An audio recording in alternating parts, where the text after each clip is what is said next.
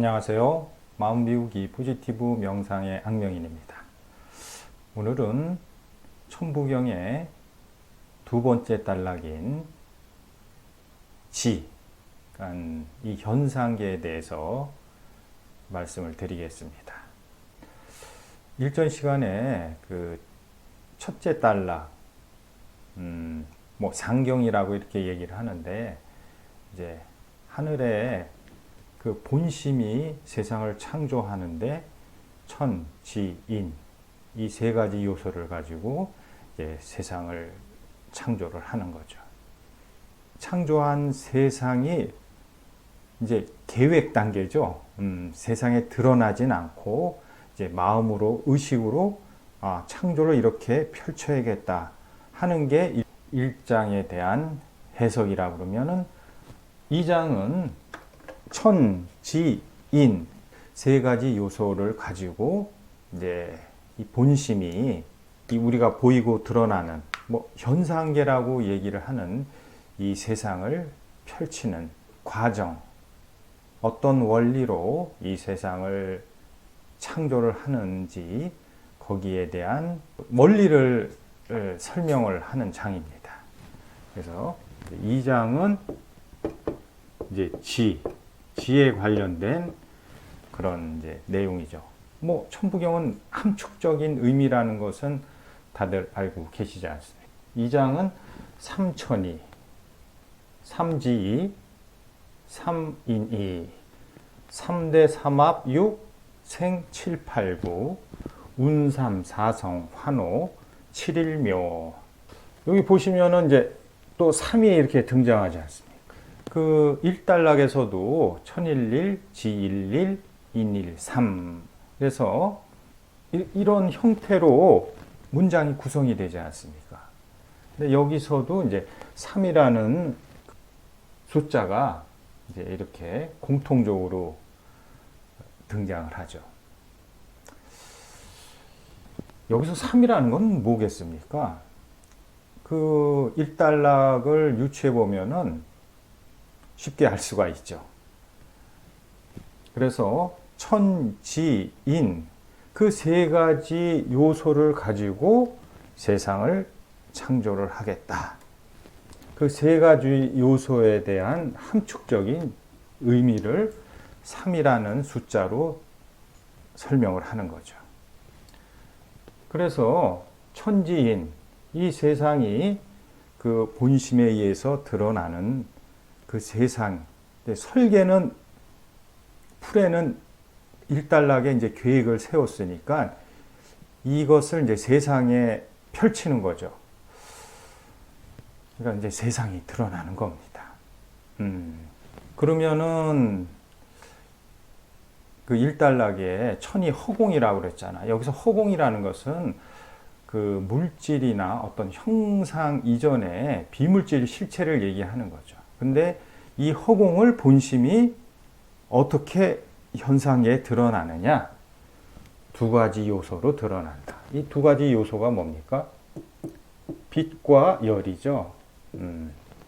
제가 천부경을 이제 해석을 하면서 감탄을 한다 하면은 상당히 외람된 표현일 수도 있는데, 이 시대에 이 천부경이 이렇게 드러나는 게 그 과학적인 지식이 축적이 돼야지 천부경을 풀 수 있다라는 그런 생각을 많이 풀면서 많이 했습니다. 그러니까 이 비물질 허공이 드러나는데 어떻게 드러나느냐? 본심이 이 허공을 세상에 어떻게 펼치느냐? 빛과 열로. 그러니까 이제 과학자들의 빅뱅의 이론을 하면 어때요? 그 무한한 한 점에서 수천억, 어마어마한 온도가 그냥 급팽창을 하면서 빛과 열이 허공을 이제 쫙 퍼치면서 우리가 말하는 하늘이 형성이 되는 거죠. 그러면은 이제 이는 뭐냐면은 응축하는 거고 결정하는 거죠. 그래서 또 과학적인 제가 과학적인 그 지식은 닥치지만은 그 고온의 어떠한 그 뭐 입자들이 순간에 소멸하지만 뭐 몇억 개 중에 하나가 그런 입자들이 살아남아서 이것들이 어때요? 이제 결합을 하는 거죠. 이게 중력 아닙니까? 뭐 수소가 헬륨이 뭐 7대3 뭐 그런 얘기 뭐 다들 이거는 찾아보시면 알고 있고 제가 과학적인 설명을 드릴 건 아니니까 이해를 해 주십시오. 그러니까 옅은 지식으로 열의 잔해들이 살아남은 소량의 그 기본 입자들이 이제 응축을 하고 그것들이 이제 점점 어때요? 모이면서 그 모인 압력에 의해서 핵융합이 일어나지 않습니까? 뭐 태양이 그런 거 아닙니까? 그래서 그 핵융합이 고온에 또 이제 빛과 열을 내는 거죠. 그래서 이게 계속 뭐 영원히 탈 수는 없죠. 물질은 한정이 있으니까.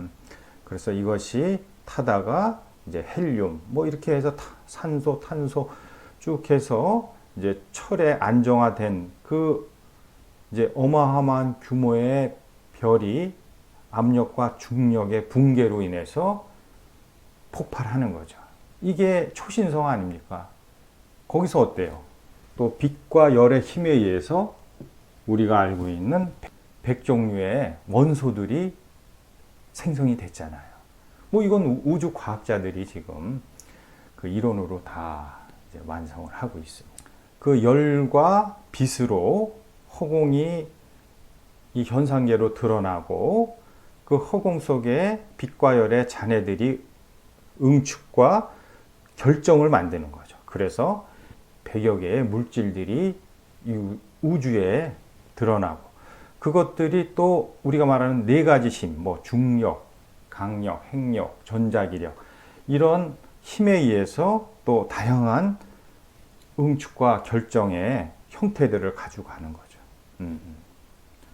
그런 과정에서 이제 드디어 생명체가 탄생을 하는 겁니다.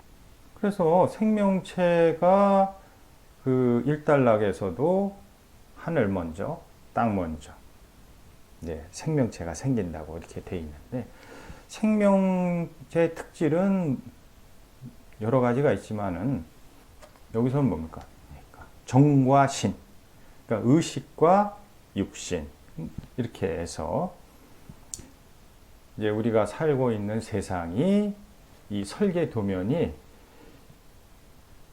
이런 6가지의 에너지라고 그럴까? 기운이라고 그럴까? 이것에 의해서 이제 드러납니다. 놀랍도록 과학적 아닙니까? 창세기 이런 거 보면은 어떻게 보면 과학적 논리하고 그 내용하고 참 이렇게 잘 뭔가 어울리기가 어렵잖아요. 그래서 많은 논쟁이 있는 걸로 알고 있습니다. 천부경의 이 내용은 어떻습니까? 놀랍도록 지금 현 시대의 과학적 그 지식을 뭐 9,000년 전에 이미 이렇게 우주의 생성을 이런 6가지 기운으로 설명을 하고 있습니다. 그래서 그 다음에 뭡니까? 3, 내 삼화. 그러면 천지인, 이 큰 요인이, 천지의 큰 요인들이 이 현상계에서 어때요? 이제 6가지 기운으로 드러나기 시작하는 거죠. 이게 3대 삼합육입니다. 그래서 6가지 기운이 이게 그냥 고정되어 있는 게 아니잖아요. 뭐 끝없이 변화하죠. 이것을 역이라고 하지 않습니까? 역. 역을 풀어보면은 해와 달이라고 그렇게 알고 있는데 끊임없이 변하는 거죠. 그래서 그 6가지 기운이 어때요? 이제 이것을 음양적인 측면으로 이제 보는 거죠. 이제 양의 기운, 말 그대로 빛과 열이 세지고, 그 다음에 그게 또 어느 시점 되면은 또 사그라들면서 음의 기운이 또 세지고, 이게 음양론 아닙니까? 그래서 그런 변화 원리가 이 우주계에 이 드러난 세상을 이제 창조하는 거죠. 그래서 단순한 것부터 이제 복잡하게 한 점의 그 빅뱅서부터 지금은 이 뭐 어마어마한 복잡한 이 우주가 형성이 되고 있지 않습니까? 이것이 우리 조상님 태오복희 음양론 아닙니까? 음양론. 이게 음양론의 어떤 기본 베이스죠. 이 음양론의 기운을 궤로 표시한 게 이게 8궤 아닙니까? 음양의 세 가지 요소, 2의 3승은 8궤. 우리가 태극기의 태극기가 이 원리를 가지고 만들었다는 건 다 알려진 얘기입니다. 우주의 그 생성 변화 원리를 이제 그림으로 어떤 도형으로 나타난 게 태극기 아닌데, 그 베이스가 뭐냐?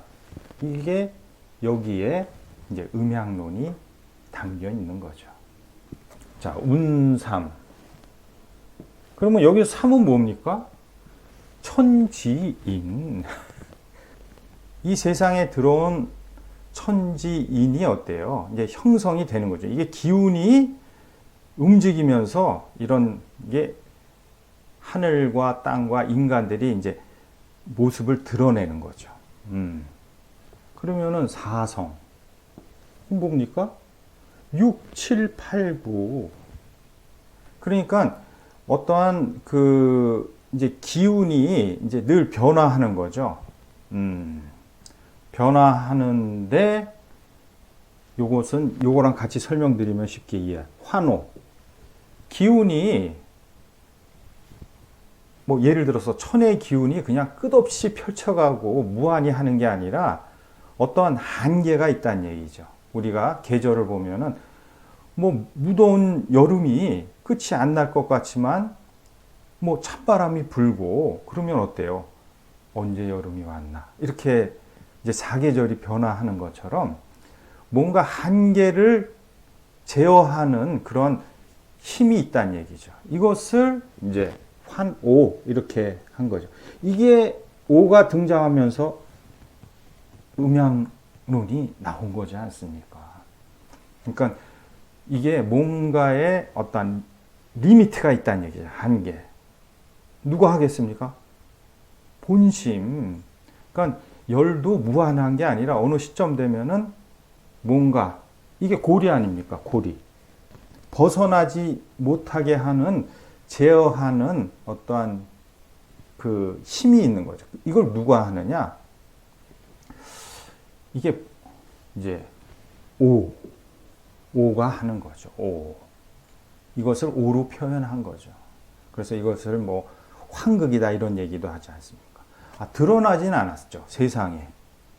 그런데 세상에 이런 어떠한 변화, 봄, 여름, 가을, 겨울, 뭐 인간도 태어나고 성장하고 늙고 죽고 이런 변화 과정을 뭔가 주도하는 이제 그 존재, 그 힘, 에너지, 기운, 이것이 이제 오죠. 그래서 이게 우주, 이제 음양론하고 이게 오행론이 여기에 담겨 있는 거 아닙니까? 그래서 오행론의 핵심은 그 이제 별, 목화토금수, 그 별의 기운을 보고 이제 그 별의 기운에 이제 수를 어떤 식으로 이제 대입을 하는 거죠. 뭐 육은 수다, 뭐 화, 목, 금 해서 이제 토를 중앙에 두고, 이건 전문가들이 너무 잘 아시니까 그래서 이제 오행론이 생성이 된 거죠. 그래서 그 음양과 오행론이 이제 우리 조상님 제가 강조를 합니다. 태오복희 씨께서 8궤를 만들고 뭐 이게 점점 어떤 뭐 64개에서 이제 공자님이 그 우리가 말하는 주역을 이제 완성하셨다. 그러니까 원형이 다 천부경에 있습니다. 뭐 이런 내용을 하나하나 분석하고 개별적인 그걸로 따져 들어가면은 뭐 몇박 며칠을 해도 모든 과학, 심지어는 우리 뭐 동양의 의학, 뭐 철학, 문학 이런 원형이 여기에 고스란히 다 담겨 있으니까는 이것을 저는 이제 이렇게 큰 뭐 입장이라 할까 이렇게 말씀을 드리는 거죠. 그러면 이제 세부적으로 따져 들다 보면은 한치의 빈틈이 없죠. 그래서 이제 7. 제가 이 직관으로 풀었다고 말씀을 드렸는데 제일 좀 어렵고 힘든 부분이 실은 이 7이었어요. 그래서 7. 그랬는데 여러 가지 이제 이렇게 자료를 보니까 7이 물질이 이제 드러난 거죠. 형태를 갖춘 것을 7이다. 그러니까 상하, 좌우, 뭐 위아래 해서 중심이 있어야지 형태가 드러난다. 그 얘기를 곰곰이 생각해 보니까는 7이 그 1단락의 적이랑 거의 같은 어떠한 의미가 있다. 이렇게 생각이 들더라고요. 1단락에도 적이 뭡니까? 태초부터 지금까지 펼쳐지는 우주의 이 무한한 변화, 시, 공, 이걸 단 하나의 적으로 표현을 했듯이 그 설계한 천지인이 이 6가지 기운에 의해서 세상에 어때요? 이게 이제 고정된 게 아니라고 말씀드렸죠. 여기 빠진 게 오행의 배정에서 상생, 상극 그러지 않습니까? 이게 서로 상생도 하고 극을 하면서 이제 다양한 물질들이 또 펼쳐졌지 않습니까? 이제 세상이 현상계에 드러난 그것을 이 7이라는 한자로 축약을 한 거더라고요. 놀랍습니다. 근데 이 7이 어디서부터 시작됐느냐? 일과정에 일이 있잖아요. 이게 일시 할 때 일도 되고 천일일, 지일일, 인일일 하도 뭐 해석엔 무리가 없더라고요. 그런 그 기본 어떤 설계에서 의식으로 이제 생각한 이런 한 천인지가 어때요? 이런 6가지 기운과 음양의 어떠한 그 끝없는 여기죠. 이 변화, 생성 변화 원리로 인해서 이제 현상계가 드러난 게 묘한 이치다. 참 묘자로 이 우주의 탄생부터 지금까지 현상계가 이렇게 온 과정을 묘하다 하는 한자로 마무리를 했습니다. 그래서 오늘은 이제 두 번째 단락인 첫 번째 단락은 이제 본심이 이제 세상을 어떻게 펼쳐야 되느냐. 천, 지, 인 이 3가지 요소로 세상을 창조를 해야겠다 하는 그 마음을 가지고 이제 세상을 이 6가지 기운으로 이제 만드는 거죠. 그러면 6가지 기운들이 상극과 상생 그 변화 과정을 거치면서 현상계 7이라는 걸로 쫙 드러나고 그게 참 묘하다. 그래서 이제 두 번째 단락은 이렇게 해설이 됐습니다. 이 글자도 정확히 27자입니다. 하늘, 땅. 이제 다음 이제 세 번째 단락이 이제 인간에 대한 그런 단락입니다. 그러면은 그것도 정확히 27자죠. 우주가 본심이 설계를 하고 현상계가 드러나고 그 현상계가 이제 어떠한 목적이 있다는 얘기죠. 그게 이제 인간 완성이라는 이제 본심의 프로젝트입니다.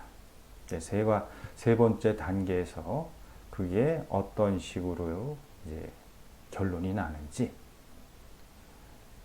세 번째 장도 기대해 주십시오. 마치겠습니다.